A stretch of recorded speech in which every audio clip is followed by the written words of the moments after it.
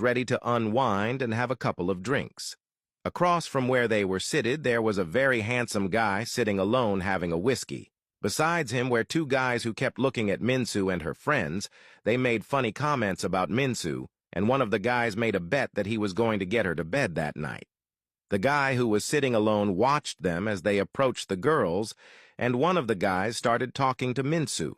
The guy who was sitting alone noticed that Minsu was drunk. He got annoyed and he stood up and confronted the guys. They ended up having a fight, and the guy was chased out of the bar. Minsu was so happy that someone defended her for the first time, so she ran after the guy to thank him.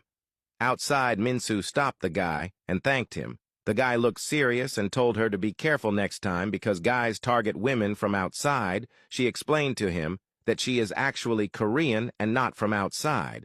The guy looked at her surprised and told her to go home since she looks drunk. As the guy walked away, Minsu sat alone by the sidewalk because she was too drunk. The guy felt guilty and came back for her. He told her to go back to her friends. Minsu seemed to have blacked out.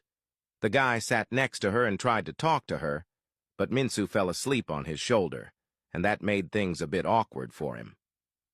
After failing to find Minsu's friends and getting her to tell him where she stays, he ended up taking her with him.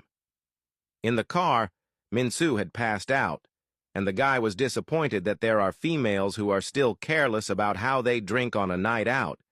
He regretted stepping in to defend her since he now had this huge responsibility of taking care of her. The guy arrived at his place. He lived in a very luxurious mansion. He took Minsu to bed and made sure she